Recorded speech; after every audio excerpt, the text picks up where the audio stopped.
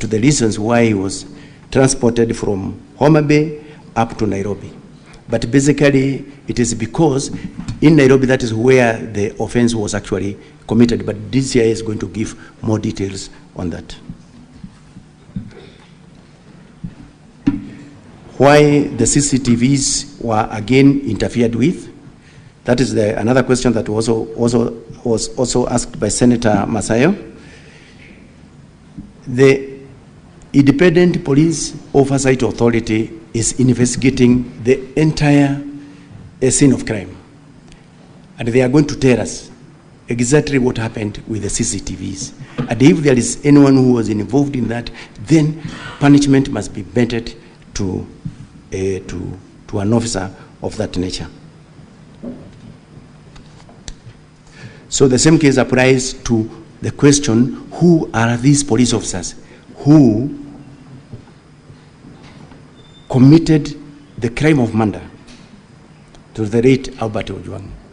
Again, we are waiting for answers from IPOA, who are right now investigating the same. And we are looking forward to the resolution of that issue soonest possible, because it's something that have actually captured the entire country into what happened on that date. The question from Honorable Senator Ojwang.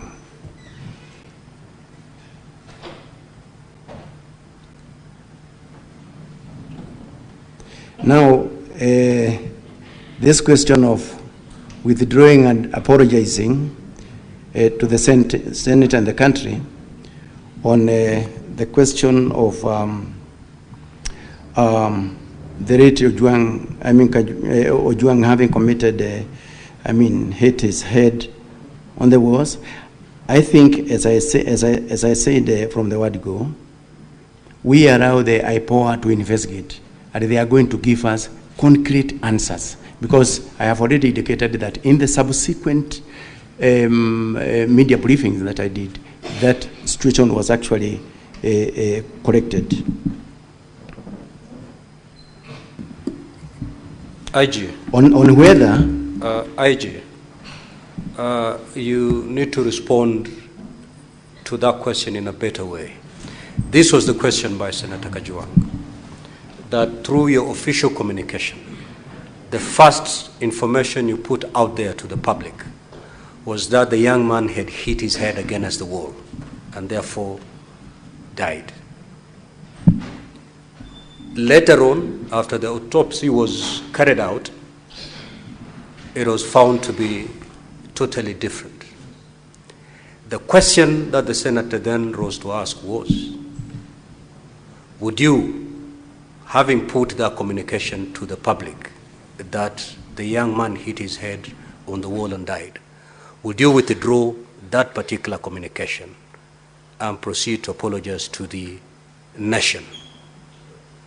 That was the question the Honorable Senator asked. If you're unable to do that, you can also, that's also an answer. Thank you very much, Mr. Speaker. On that question, let me say this. Number one, if in the ongoing investigations by the IPOA investigators, we get to know the truth, the officers who issued the initial report, that we relied upon, then they will have to face disciplinary proceedings as provided for by the regulations by providing incorrect information. So we are awaiting the outcome of the investigations of IPOA in that. IG, we've had the benefit of hearing the representative of IPOA in the morning, and they were very categorical on what caused the death of this young man. What more do you want to hear?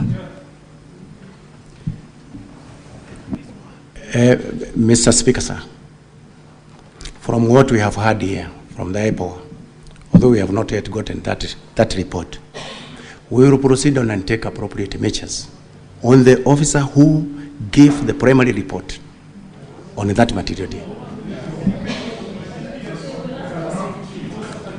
We have taken note. IG, proceed.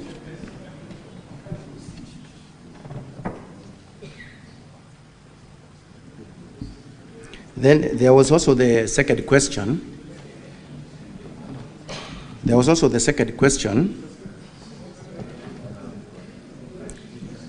Honorable Senators, I think we are doing pretty well now. We are doing very well. What is your intervention, Honorable Mungatana? Now, IG, the reason why you're attracting a lot of intervention is because you do not want to open up and just tell the senators exactly what happened. We're here to hear the truth. Just give us the truth, and there'll be minimal interventions.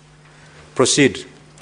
Mr. Speaker, I have a lot of respect for the current IGP, in fact, a very professional police officer, but I wanted to remind him the Constitution has given us, under Article 238, the principles of national security.